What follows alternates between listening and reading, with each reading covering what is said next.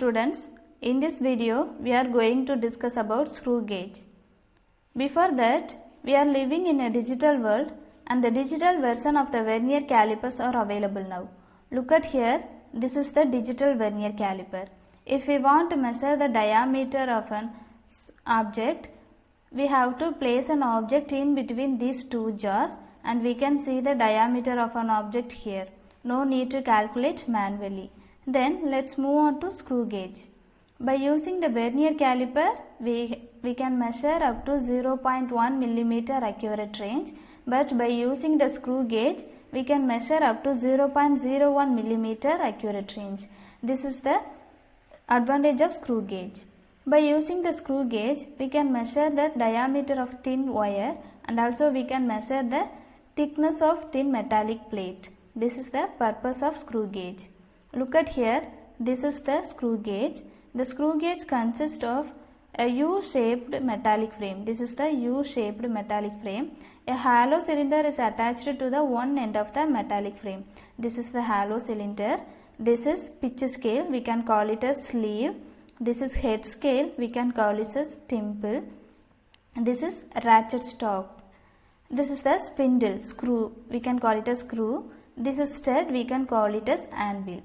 If we want to measure the diameter of the thin wire, we have to place the wire in between the spindle and anvil. Okay, after that we have to rotate the head scale.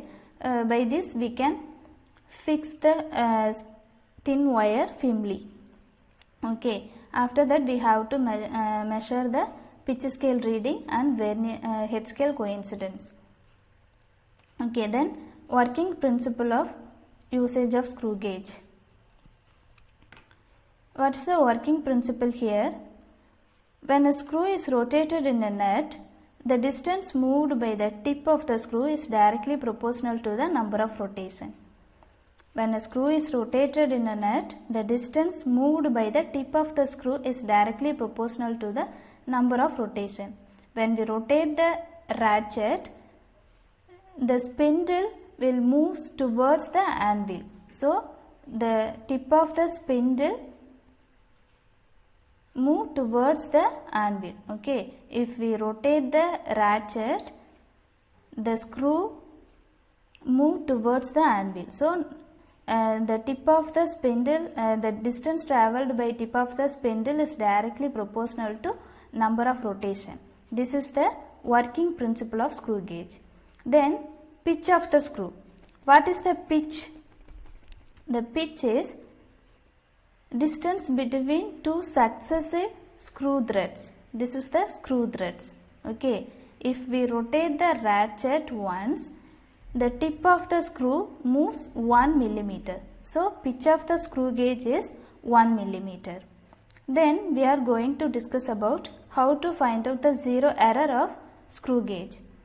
When the planes, before that we are going to discuss about how to find out the least count of the screw gauge. One formula is there for find out the least count of instrument. Least count of the instrument LC is equal to value of one smallest pitch scale reading divided by total number of head scale division. Here value of one smallest pitch scale reading is 1 mm. Look at here, 0, 5, 10.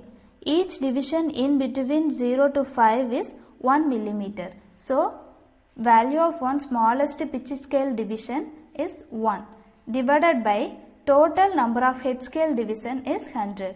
I already told the total number of divisions in the head scale is 100. So, least count is equal to 1 mm divided by 100 is equal to 0.01 mm. We are going to discuss about how to find out the zero error of the screw gauge. Okay. When the plane surface of the screw and opposite plane stud on the frame area brought into contact, if the zero mark of head scale is coincide with the pitch scale axis, the screw gauge possesses no error. If it is not coincide, the screw gauge possesses error. The error may be positive or negative. Let's discuss about positive error. If the zero mark of head scale lies below the pitch scale axis, it possesses positive zero error. Look at here, the zero of head scale lies below the pitch scale axis. So here we have the positive zero error. What is the value of error? For that we have to check which division of head scale is coinciding with the pitch scale axis. Here 5 is coinciding.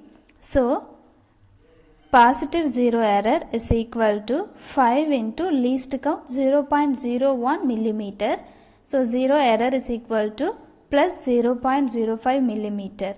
So 0 correction is equal to minus 0.05 millimeter. If we have the positive error, we have to subtract the 0 value. If we have the negative error, we have to add the error value. So 0 correction is equal to minus 0.05 millimeter.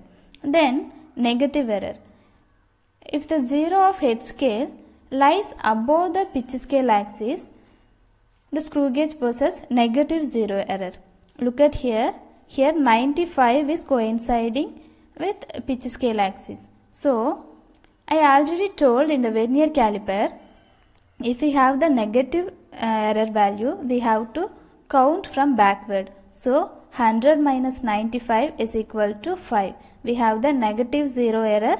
So 0 error is equal to minus 5 into least count 0.01 millimeter. So 0 error is equal to minus 0.05 millimeter. What is the 0 correction?